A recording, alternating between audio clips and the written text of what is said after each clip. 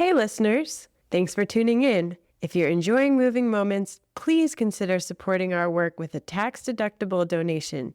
You can easily contribute on our website at artfulnarrativesmedia.com/donate, or just click the link in the show note of this episode. Every donation, no matter the size, helps us to keep bringing you inspiring conversations with remarkable artists. Thank you so much for your continued support. We really appreciate it. Two-time Bessie Award winner Hope Boykin is a performer, choreographer, educator, and the director of a company that bears her name.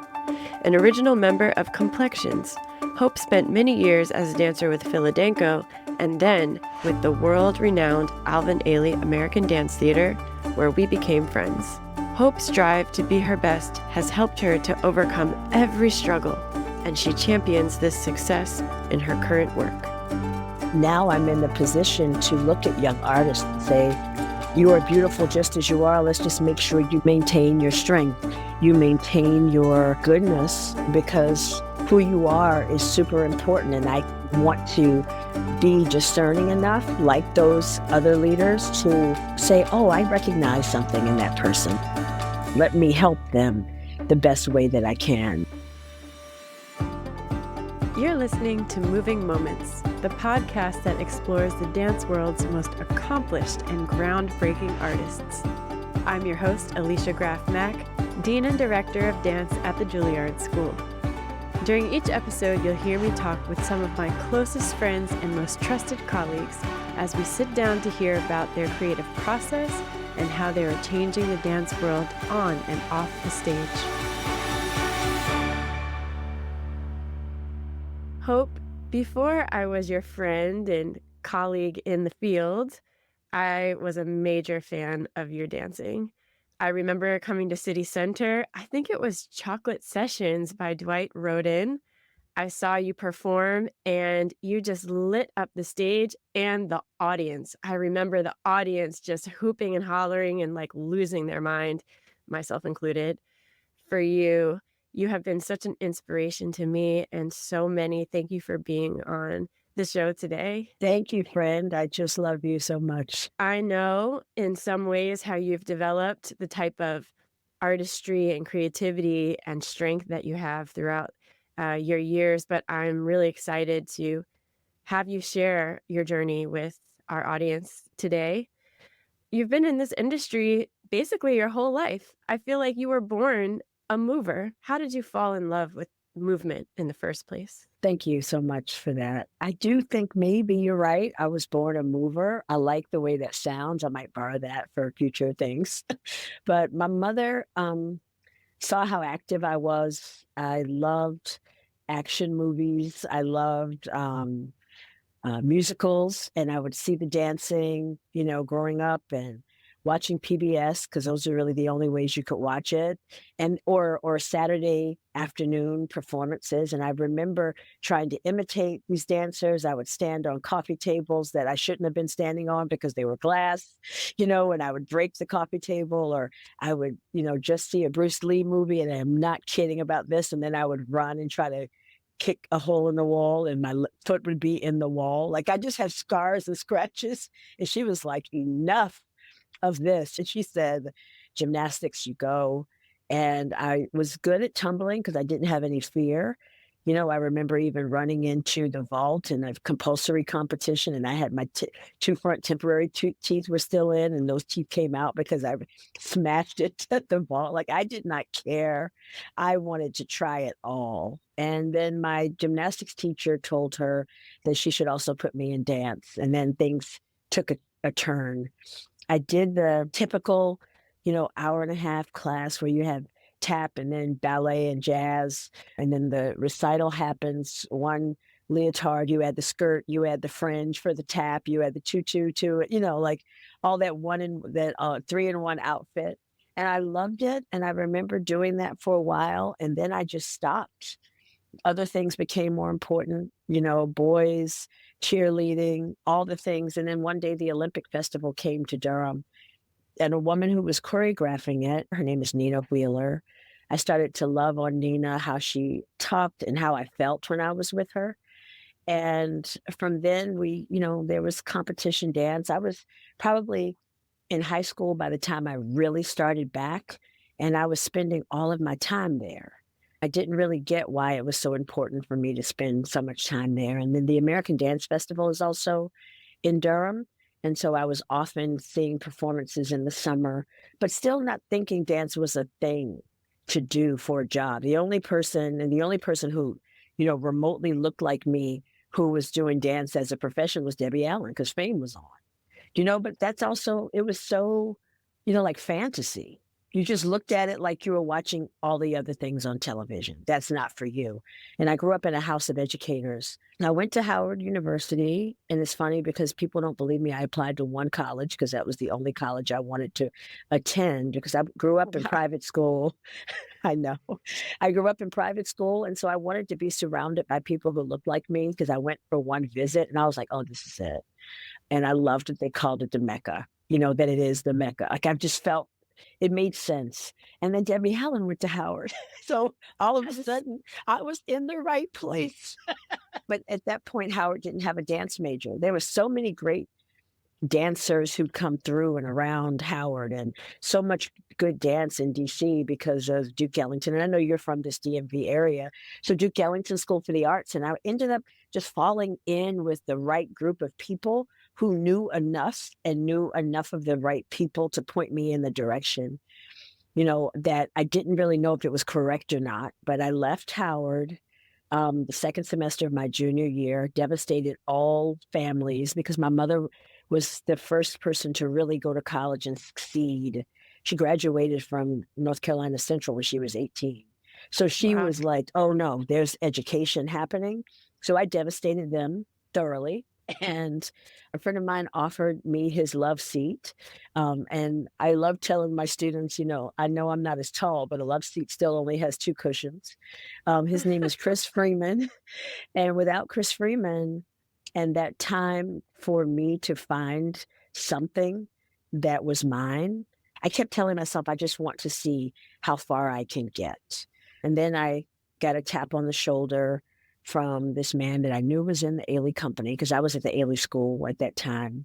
Oh, I had just done a performance of a solo that Matthew Rushing choreographed Hmm. to a Dionne Warwick song. And after that performance, this man tapped me on the shoulder and said, I'm putting on a show with some friends of mine. I'd love for you to be in it.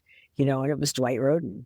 And he and Wow. Desmond asked if I would just join this show. This, what, like 30 years? This Complexions, I think, right? Mhm. Coming up. So that's part of the history. While I was at the American Dance Festival, I was asked because I was from Durham if I would drive Tally Beatty around. So that I became Tally Beatty's assistant. While I was there at ADF, I worked with Pearl Primus. I met Donald McHale, Elio Pomare, like Pauline Connor, Lucas Hoving. Like I literally was at the end of this modern dance. The pioneers were still alive. And I think that that was a change for me in how accessible dance was, but I still didn't feel I personally had access Mm. until I got to the Ailey School. And then Dwight said, would you like to be in this concert? And then, the day after the concert, I auditioned for Philadanco. And Deborah Chase Hicks was good friends with Dwight and Desmond. And however I performed, I got a recommendation I didn't realize because Right. she had been at the performance the night before. And I joined Philadanco. I joined in a way where I wasn't really sure if that was correct either. Mhm. Now, all of these things were right, but I wasn't sure if that was correct because I was told, oh, well, I want you to get your body in a better shape and I want you to do, these things, but I'm going to take a chance on you. Joan Myers Brown said, I'm going to take a chance. And I was like, okay, I don't know what that means, but for like 8 months, I didn't perform with the company. But during Wow. those 8 months, I worked in the office. I answered phones. I learned how to lay Marley. I learned how to steam costumes. I learned how to have conversations with people. I taught classes. I knew all the choreography. Look at all that thing that didn't feel right that was prepping me for what all Mm. the things that are happening now. And then after 6 years with Philadanco, I auditioned and joined Ailey. And Miss Jamison says something similarly. She was like, I want to take a chance on you, but I want you to work on your body. I want you to work on this thing because I was in a space that appeared more muscular. I appeared heavier than others, and the weight, the issues, I'm saying that with quotes, right? The issues were all of the things that I just didn't really understand about how to really maintain an instrument that needed to sit within their personal aesthetic. And I use that Mm, word carefully because each of those leaders of those organizations had a vision of how they wanted their artists to look. So I'm not upset with their vision, but mhm, they were willing to invite me into these spaces that sort of went against what it was that they said they agreed on. And right. so, once again, something that felt uncomfortable at times, something that felt maybe I should leave or quit or stop or give up or whatever, that was never as important as trying to give my best in those spaces. I don't know if I'm talking too much, but now I'm in the position to look at young artists and say, you are beautiful just as you are. Let's just make sure you maintain your strength. You maintain your goodness because who you are is super important. And I want to be discerning enough, like those other leaders, to say, oh, I recognize something in that person. Let me help them the best way that I can. So now, because of all of my experiences, I can point people in directions because of the things that seemed like they were trials or seemed like difficult circumstances. Well, they're not. They just provided me, a resource, a closet full of information so that then I can come and be a part of these different spaces. And you are also a huge thank you. I still get an email or two from some of the work that I've been able to do at Juilliard because you know how much I love working with these young folk and how much I want Yeah. to help them no matter who they are, how they look, how tall or how small. I feel like all the things I wasn't sure were right, I found were exactly right because they put me in a position to be, I was about to be corny and say the hope of the future generation, but they put me in a position to lead in a way that maybe the way that I felt things before can be rounded out and curved and shaped, directed toward them. So I don't have to just be the one exception, that we can create a room of exceptions, which means there's a room of exceptional people. Amen, sister. Well, you covered a lot of ground there, and I think I'd like to focus on your time as a performer.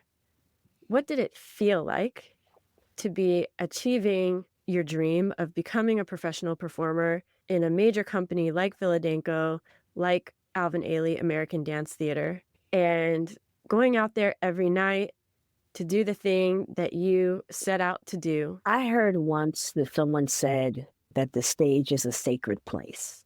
And I agree with that, but I think everything we do is sacred. The days are long, but when we Mhm. put them all in the year and we reflect, those days were just hours, like they were moments, haha, and you're moving moments in time, right? And so I think that I understood that I was at home when I was performing. I understood that there was a purpose for me. I had joy. It's more than happiness because I was hurt sometimes. There were aches and pains. We had traveled and then had to perform, so we were tired. But none of that matters on the scope of the joy that I found ultimately. And I remember watching someone else perform and saying, oh, that's how I want to feel. Because how they felt, what they were feeling leapt off the stage. So I need to really make sure that I'm focusing on my feelings, like being a little bit selfish about wanting to be and feel good about the work I'm doing. I told my students this the other day, I'm only in competition with myself. So therefore, I always win. It's not about taking from someone else. It's just about constantly living this encouragement of myself. And do you have a favorite work? Something that you remember dancing that made you feel like, "This is it. This is the why of what I do." Yeah, I'm sure any Ailey person who've been through there would say revelations, and that's true. The curtain goes up, and to be at the point of that wedge, because I remember very clearly the first time I did it, that was a transformative moment for me, knowing that I was leading history. So, in a way, that filled me because of the power, because of the lineage of that work. And then there's a work that Ulysses Dove choreographed called Urban Folk Dance. That was the in all, be all, full of all the things, because as a creator, as a choreographer, I was like, this is brilliant. But Mhm. as a dancer, it just made sense. One person speaks, another person responds. One person's a little sharp. Wait a minute, are you talking to me like that? Like, like all of this humanness was in this work. And Mhm. so I was like, oh, this is how I want people to see it. And I had some great partners in that, the partner that I danced with, and then the partners that were across the stage. And it just felt like you were, like I said, at home in those spaces. I Mhm. mean, I've danced some things that I'm super proud of, but those two in particular have changed me. I think Mm. so. I remember watching you in urban folk dance and definitely dancing alongside of you in Revelations. It does change you, and Mhm, it reminds you every time you step onto the stage into that work that you have a purpose as a dancer. It's not really about being an entertainer, but being a mover, mhm. someone who moves and then is called to inspire others. You talked a little bit about yourself as a choreographer. I'm interested to know when you started to create and when did you start to actually define yourself as a choreographer? I was in high school and I was assisting at my dance school. And so they would say, Hope, do you have something that could go there? And I would immediately come up with something. There were parts of our jazz class we'd have to improv. And so you did the thing you did best. But at one point, I was like, well, how many times am I going to kick this right leg? Like there has to be something else. And then in ADF, there were different types of connective classes. And I was like, oh, I like this. But the first time I knew I really wanted to choreograph was when I was in a work that I was like, "What are they doing?" Like, it would have been much better if the people that come from here, well, if they had Mm, brought me, and, like, I was dissecting this work to try to make it better. I was just like, "Oh, I would have done, and I would have done, and I would have done." So then I did, and I got a lot of choreography experience in Philadelphia because I was adjunct at University of the Arts at the time. And then Joan Myers Brown would allow the dancers in the company to put on Danko and Danko. And mhm. so out of the 7 or 8 performances in pieces in that evening, I did 6 of them or something. Like I was busy, but I consider myself an educator, a creator, a mover, and a motivator. So I am always trying to create. I know how to move people around in space. I know that you have created works for Alvin Ailey American Dance Theater. I know that you've set works on various universities and major companies, and you have your own company, Hope Boykin Dance. And I've noticed as you've developed, you've started also to include your own spoken word and poetry. Where did that come from? I had my heart broken and ended up doing a lot of writing around it. And I didn't really say much to anyone. I would just write, and I think I've always written, taken creative writing classes and even taken online memoir writing classes, the things that challenge you to tell a story, because I Mhm. thought those would be super helpful for me as a creator, as a choreographer, how to tell the story, how to understand. And it led me to share. I let a good friend of mine, Al Crawford, listen to something I'd written. And he's like, oh, you should put that to music. And I was like, for what? He's like, so you could dance to it. I was like, there's no way I'm dancing to my own words. Because at that point I was really dancing. And then I held on to this piece for about 10 years, just not even tweaking it, just sharing it in different ways. And I was invited to present my writing at a writer's meeting. And I said, well, there's no way I'm going to just stand there with my notebook and read my work and not show dance. So two friends of mine got together with me And someone at the end of that event said, "Oh, where's your book?" And I was like, "Hmm? Oh, yeah, we filmed that?" And I was like, "What?" And so, maybe a month later, I filmed it. And then a few months later, I did the book because I didn't even know those options were open to me. And Mm, then, most recently, I presented States of Hope at the Joyce, which is fully scripted. it was amazing. Thank you for Hope it was amazing. Before you go on and talk about that work, I just wanna illuminate for the audience what it was like to be sitting in the Joyce that day. Especially, I was there on the premiere to see all the people from your various walks of life there supporting you, and then all your fans. It was a moment, and I'm so proud of you because it revealed so many of your inner thoughts. And I wonder how you became so brave to be able to put your life out there like that and all those thoughts that, most people would never dare to share. It was more like a why not instead of a why. I've been walking some difficult roads and I've been walking them solo. And some good friends of mine came and they said, "We can't believe you told everyone your business." But it didn't feel like I was just telling. It felt like I was really opening up. And so that's what I feel like gave me a little license and permission for States of Hope to grow in that Mm, way. mhm. You mentioned Miss Jamison. I'm always curious to know how various people in your life have influenced the way that you walk through your life.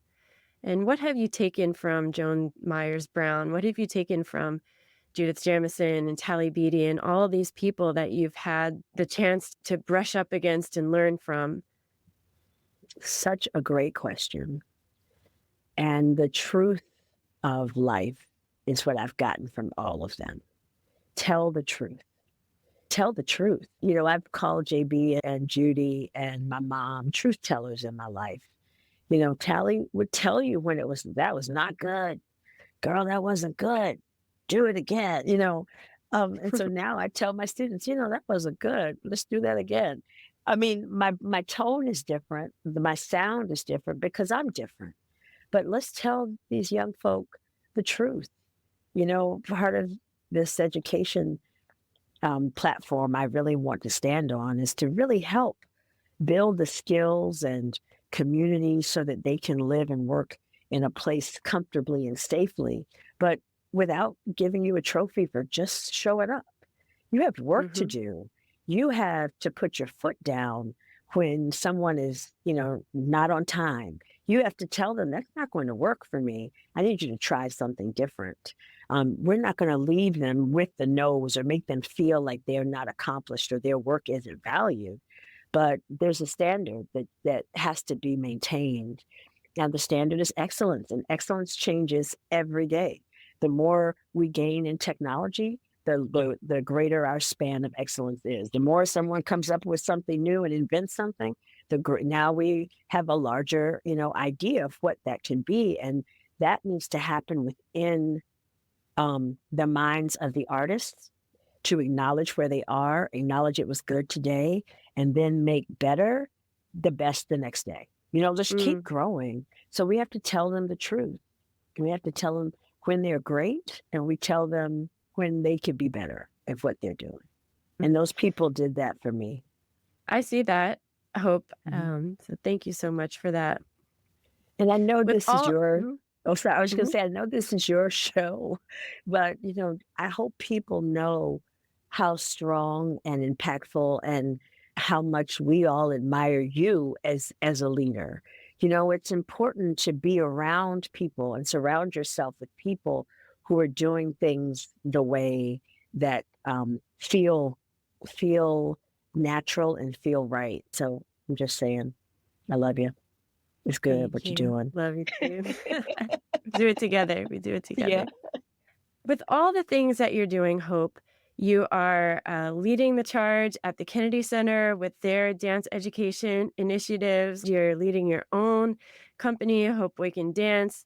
You're creating and choreographing all over the place with schools and companies and off Broadway and with plays and musicals. How do you do it? Like, how do you fuel your day? What is your day to day like? What's your week to week like? To get super personal, I've always wondered why I was sort of walking by myself. Like I come from an upbringing where you're supposed to have the 2-car garage with the extra car on the outside and the 3.5 kids, whatever it is, right? Because those things aren't with me, I felt that I needed to fill the gaps. And then after the pandemic, I planned to retire from Ailey before the world went on pause. And then after the pandemic, I was like, oh, I have to fill all the gaps because I need to stay relevant and I need to stay in the forefront. At first, it felt strategic, but I got tired, and I got tired to the point that my health suffered. And I say this with confidence, but not with too much pride, that I know that I have a place. And understanding my place has made me take the things that fit and leave the things that don't. But it's still quite full. I am carving out space for things where I know I'm supposed to be. My latest little project is this Encourage Yourself journal. With all the things that I've been sharing with the students, I decided to put it in a book. Yeah. And I handed off my first edition, full of flaws still, but I'm really pretty happy about whatever is next. It involves these young people. And I can tell you that along with Hope Boykin Dance, I am founder of a new not-for-profit 501c3 called HB Arts Collective. And it's a home for creative work, music, film, theater, and dance. But its dual mission is to be a community and skill-building platform for young, new, and emerging artists who are transitioning out of educational spaces and needing guidance toward their future careers, how to read a contract, how to go into an interview, networking, choreography skills, how to stay in costumes, all the things that I learned on the go. 2 cohorts a year is what we're aiming toward, to guide them out of this place into their next. It was called The Next. That's part of the platform. So I'm happy to share it with you. Please. A lot of people I don't know. love A that. lot of people don't know, but it's new. Yes. I mean, one of the things that has been revealed through this podcast is that there is no one way to get there, right? Everybody has had such a unique path, but everyone has had someone in their life leading them to the next place, kind of being that person that sits on their shoulder and says, hey, you should try this. Or, hey, when you do your interview, you should think about this. So it's amazing to have this sort of collective for young people that they can look towards for help and see how you do it. Amazing. Thank you. I'm very excited. Hope, my last question for you is, when you have moments of free time, when you have time for yourself, what do you enjoy doing? I like to go on long walks. It sounds so dating app, doesn't it? But I do. I like to go on long walks. I like to take trips that don't involve a lot of drama. So I'll get on the train or I'll drive and I'll retreat myself out someplace. Literally, I'm revising and I'm treating at the same time, right? I'm renewing and I'm treating myself. And I found that going to these places alone, even though I say I walk a lot of these paths alone, really is energizing to me. I like some resort type. Somebody can bring you breakfast every once in a while, but sitting in rooms with different kind of mind focus and restorative work is really how I get back to myself. Well, I'm glad that you take the time for yourself, because we need you, your artistry, your creativity, and your energy in our lives. Thank you so much for taking the time to sit with me today. And I love you dearly. I love you too. You're in there. We're in there. Thank you, friend. I hope you enjoyed this episode of Moving Moments. If you like what you heard, please tell your friends about it. Spread the word. Be sure to follow the show, rate us, and leave a review wherever you get your podcasts. To keep up with future episodes, Follow us on Instagram at Moving Moments Podcast and visit us at artfulnarrativesmedia.com. Tune in next month as we hear another inspiring artist's moving moment.